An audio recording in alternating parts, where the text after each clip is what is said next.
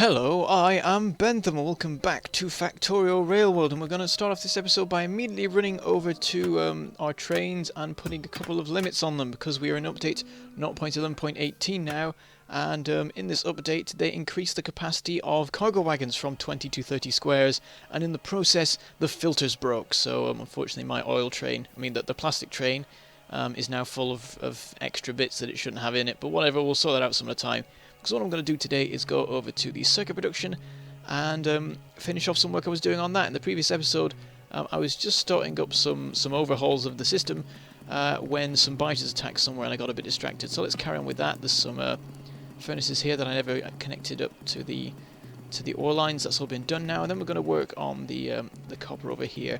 And what I've decided is that the column we have here is far too long, so we're going to add on a new one on the end here. We're going to put in a couple of furnaces that I've already crafted, and we're going to start setting this up. Unfortunately, I didn't bring many blue belts with me, so I'm going to very quickly run out of those. But we'll just have to see what we can do with what we have.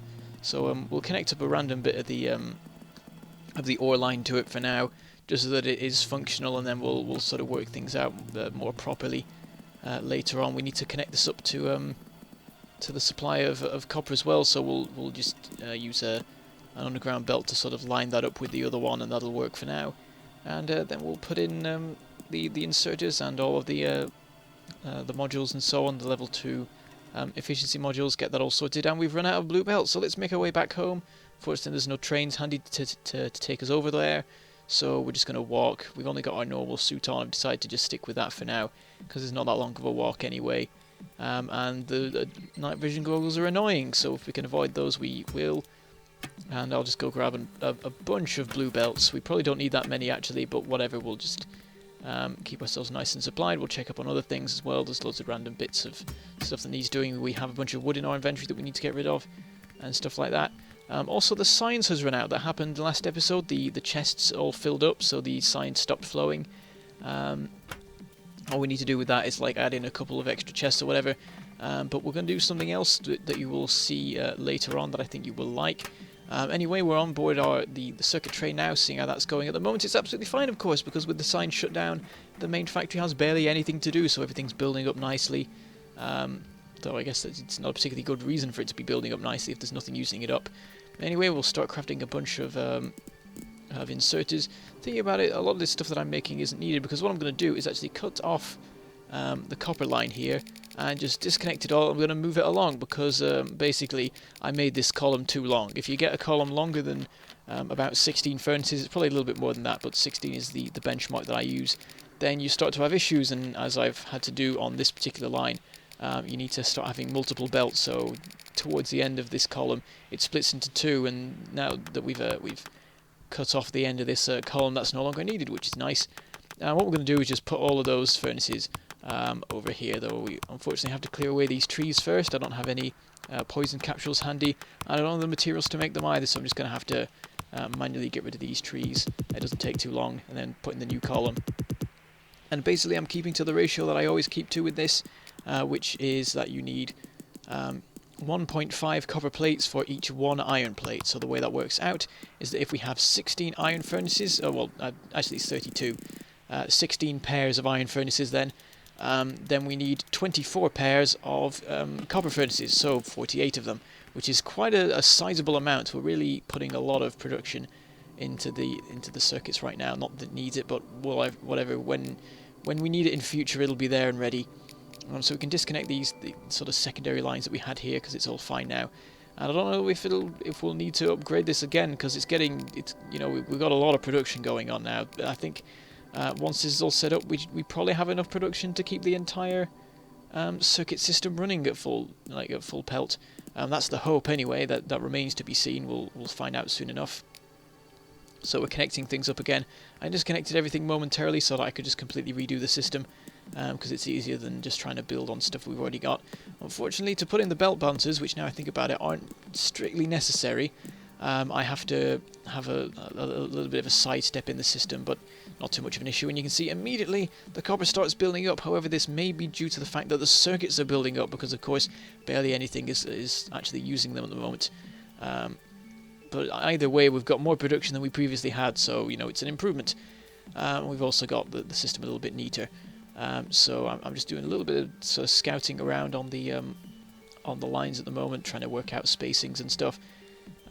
Because we may be wanting to put in a new station along here sometime soon. But anyway, we'll hop on board the circuit train for now, and we'll make our way back to the base once the thing actually eventually sets off. We might as well have walked there ourselves in the time it's taken for this thing to actually get moving, but it takes us right into the heart of the base, so it's fairly convenient. And then we'll go get resupplied by millions of bots, as we usually do, and get rid of these blue belts, because of course we didn't need them. All we did was move one system to another place, so we didn't actually need to resupply it all, or craft all the fast inserters that we did. But whatever, they're there now, so we've got them handy. And now that we're back in the main base, I'm going to work on a new project, something that I think you're going to like, and a few people have been suggesting. So what I'm going to need to do first is put in some provider chests around the place on a couple of random bits of production. And then once that's all done, we're going to set up a assembler. We're just going to plonk it anywhere, it doesn't really matter, because it's going to be entirely supplied by bots. And then we need ourselves 5 requested chests for each of the 5 products needed. We'll also get inserters, of course, feeding it all in. It'll feed out into a chest just there. And then what we're going to be requesting is advanced circuits, processing units, rockets, wherever they are, there they are, and 2 types of level 3 modules, speed modules and processing, no, I mean, what do you call it, productivity modules, because we are making rocket defense. We're going to try the rocket defense per hour challenge. I don't know if the factory's up to it, but we will find out soon enough. So we've already got 1 rocket defense handy, and it's immediately crafted 1 more because of course we have all the supplies built up already. And indeed we have the supplies built up for 2 in all cases except for rockets. So right now we have everything ready for a 3rd one to be crafted, but we don't have the rockets for it. Once all of the sort of the built up supplies have run down, it'll become a bit more interesting, because then we will find out if we can actually, if we have the production to make 1 every hour. I suspect that we don't, but we shall see. So what I need to do is grab a bunch of alien artifacts from the purple sign supply and set them up in the system so that we can carry on crafting more of the level 3 modules. We want this to be going non-stop pretty much to make sure we can supply everything. And you can see it's really taking a toll on the circuit supply here. The circuits are almost running down, but not quite, for the processing unit production. All the processing unit factories are running at full pelt to try and keep things up, and you can see there's a bunch of gaps in the system. In fact, at the moment it's all going into the storage chest for processing units rather than going to the assemblers for the level 3 modules. Of course, once that's filled up with the necessary 100, I think it is, that'll all be fixed again. At the moment I'm just being annoyed at the rocket defense, the rocket production, because it's the limiting factor. I want to get it done so we can get our 3rd rocket defense crafted, but of course after that it'll be a big long wait before we have all the level 3 modules. Anyway, with the factory now going mental trying to keep up with this, we no longer have enough advanced circuit production. Look, it's all running out, and every single assembler is going. And I'm not sure if I really want to extend this any further than it has been so far, because already it's not the best. It's been stretched a bit far, and the plastic's already struggling to keep on the line. That recently it seems to have been all right, but really we want to try and not expand along if we can. So what I'm doing here is messing about with the inserters. I'm not actually taking any away or putting any in. I'm just moving them around. So each of the advanced circuit assemblers has 1 fast inserter and 2 long-armed inserters, and what I'm doing is grouping them together a little bit to make things a little bit more neat there, and that will allow me to put in some underground belts that won't get in the way of anything. So we start putting those in front of the long-armed inserters, because of course they don't care about the copper wires that are there. And unfortunately I run out very quickly of like gears and such for the long-armed inserters. I also go up and check on on how things are running over here, make sure it's all going at a good speed. And we're slowly building up a supply again. Still we're waiting on rockets to make the 3rd rocket defense. Once that goes, things will, we'll be able to get a better idea of sort of the progress that we're making. And we're back over here again, so we were halfway through putting in our underground belts. We'll carry on putting those in. And just gonna, basically what we've done is, because we grouped the long-armed inserters together, they're in groups of 4, which means that we can have gaps of 2. And that means that in front of each of the advanced circuit assemblers there is an area that we can step forward into, which is the important side of it. So we'll just finish off this. There's a couple more to go, and it's a bit of an effort to craft all of the the underground belts needed, because I think crafting 3 uses up our entire stock of gears. Then we have to wait to be resupplied by the bots. Next we need to sort out power, and I've got a bit of an issue with this because those power poles that are there right now, I want to move those. I'm actually having some trouble working out where I can put them, and I'm puzzling over where I might be able to move a substation to. But in the end I realised that the problem will solve itself in a moment, so I start sort of the next phase of this, which is to put in, it's to completely rearrange the belt. So we now have one belt entirely dedicated to plastic, and then what we do is move forward a long-armed inserter for each of these assemblers, so they can take from beyond this plastic belt, and then we're going to take out the power poles. There they all go, and we can put the power poles in behind the long-armed inserters that we just shifted forward, which is how the problem solves itself conveniently. I'm liking how efficient this is turning out. There's very little in the way of any gaps to fill, which is so the best way to do things. And then what we can do is put in this other belt here, which will be entirely for electronic circuits. So there we go. We've now doubled the capacity of this system for plastic and circuits, which have been the limiting factor previously, how quickly these could run down the belts to the end. So that's good, and then we can put in, basically what we're now going to do is mirror the entire system on the other side, because the way we've set this up means that there's a lot more capacity, and it also means that it's fairly easy to set up another system. We just have to basically perfectly mirror the thing that we've got so far, and we can have it's dedicated what do you call it? It's dedicated copper wire belt. If I ever did this again, I might actually put the copper wire belts in the middle, because as you can see, it only ever loads onto one side of the belt, so we could have either side of the system share it, possibly. I don't know. Maybe I'd just keep it as this, because this seems to work fairly well. Annoyingly enough, while I've been setting this up, the advanced circuits have actually fixed themselves, and we no longer have an issue with supply. But anyway, I'm going to carry on with sorting it out. And now we have to try and maneuver around all these belts here. There's a lot of stuff going on. Unfortunately, as it turns out, the turret production we built quite recently has got in the way of things a lot. But we managed to come up with a fairly clever way of sorting out the supply of copper plates. And now we just need to work out how to get the advanced circuits out of here. There's not much room, but if we put in a underground belt there's a little bit of room for some maneuvering. And what I do is I stick in an underground belt and then feed that into another underground belt, which I'm quite proud of, because of course that actually works. It goes from one side to the other, and then we can get this all the way over to the other advanced circuit line, and just merge it in with the already existing splitter that we have there. So there we go. We've now got the system working on both sides. We can extend that other side as far as we want into the future, depending on how much we need in the way of advanced circuits. So we're back over at the module production where everything's happening. I think we have now crafted our 3rd rocket defense, but of course the 4th is the big one. What we're expecting is that's going to happen sometime next episode, and then the hope is that the 5th rocket defense will come the episode after that. And that will show, well, it'll be a good sign that we do have a successful rocket defense per hour production system.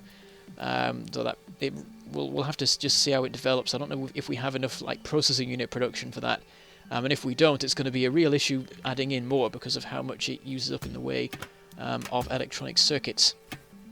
But anyway, I noticed there that for some reason I had 97, I think it was, explosive rockets in my weapon bar, so I just decided to resupply on those while I waited for this circuit train here. We can check up on how it's going now, because of course now the train's going absolutely crazy. It's got a ridiculous amount of circuits to deliver, and it may well be struggling with it. It's difficult to tell, and we'll have to wait a while until any stuff that's running down has run down to work out what is running down.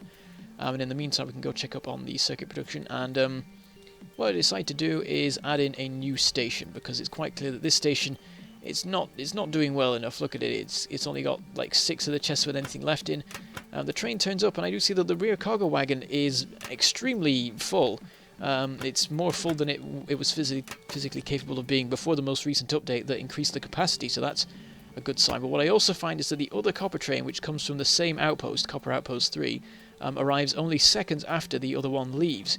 So it looks like after my effort a while back to get them to sort of be synchronized to be in opposite places, It seems like those efforts have failed a little bit now, which is unsurprising really. So what I did was I tweaked their timetable a little bit just to make it so that they weren't synchronized anymore.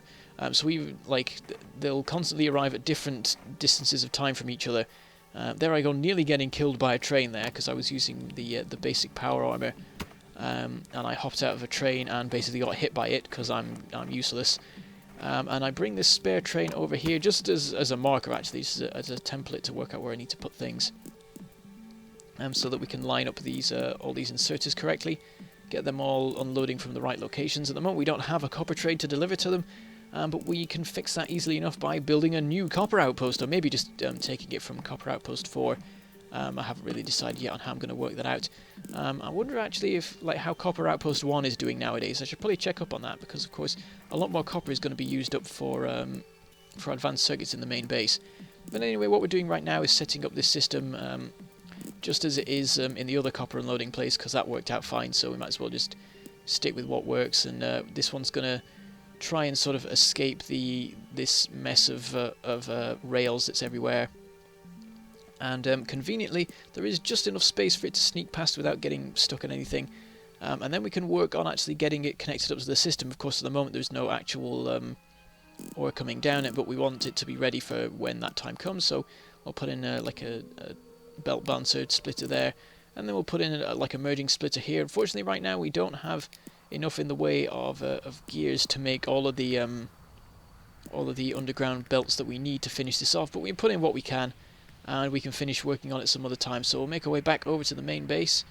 What we could really do with having is a car, actually, that could take us between the main base and the circuit production, because right now we're making a lot of trips between the two, and it's a bit of a faff to either walk or find a train that we can take. And also it's a bit dangerous with the potential of getting run over by your own train. Anyway, we're back over at the module production, seeing how that's going, and things have sort of evened out now, so I can get a good idea of what needs what.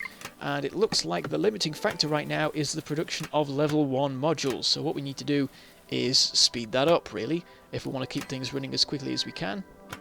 So what I do, I go over and check the supplies of level 3 modules, and then I just grab some level 1 speed modules for now and put those into one of the assemblers, see how that goes, put it into the other one as well, just to get an idea of how quickly they will run now. Of course they will, from the numbers of this, I think they're running almost twice as fast as they usually would. And checking up on the level 2 module production, I find that this is almost enough to sort of perfectly balance things, so that the level 1 modules come at the rate that the level 2 modules are produced, and sort of equalize perfectly. And based on how it looks, I decide to make the upgrade a bit more permanent. So what I do is I get some level 3 speed modules, and then some level 3 efficiency modules, get 2 of each.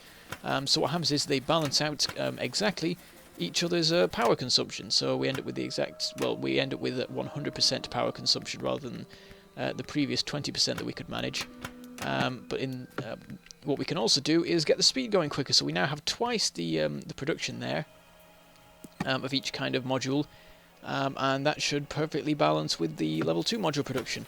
In the meantime, I'm going to do a bit more tweaking with the level 3 module production, add in a couple more alien artifacts.